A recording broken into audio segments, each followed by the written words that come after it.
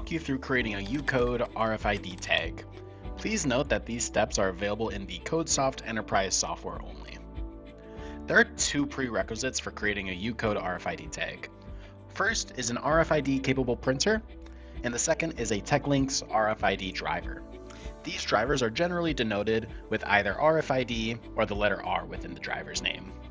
Once both prerequisites have been met, the RF tag option in the left-hand toolbar can be selected. Click on this to open the RF tag wizard. Once we click on the RF tag option, a window will open where the model can be selected. Click on the drop-down and choose GS1 EPC.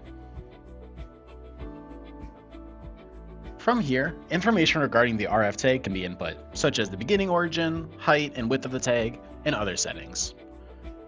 For UCODE, the important variable is going to be the UCODE config word.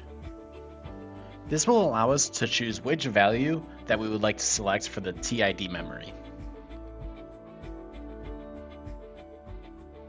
When choosing a configuration, there are two important factors to consider: the first and second numbers within each UCODE option. These numbers correspond to the maximum number of bits that can be encoded within the RFID tag. The first number affects the EPC memory bank, while the second number affects the user memory. We'll see these in a little bit.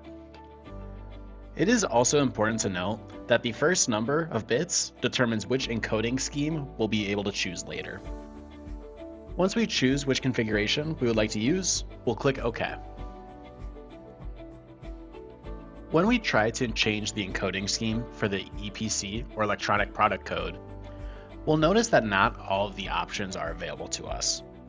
The options shown will depend on which UCODE configuration was chosen in the previous menu. Any schemas that have a number larger than the first number in the UCODE configuration will not be displayed. For this example, we chose one with 128, so any schemas that have a number greater than 128 will not be shown. From here, once we choose our desired encoding scheme, we can build out the RFID tag as usual. If you encounter any errors during the process, don't hesitate to contact your region's customer support team for further assistance. You can find their contact information on our website at techlinks.com. Also, make sure to subscribe to the TechLinks YouTube channel for more helpful tutorials.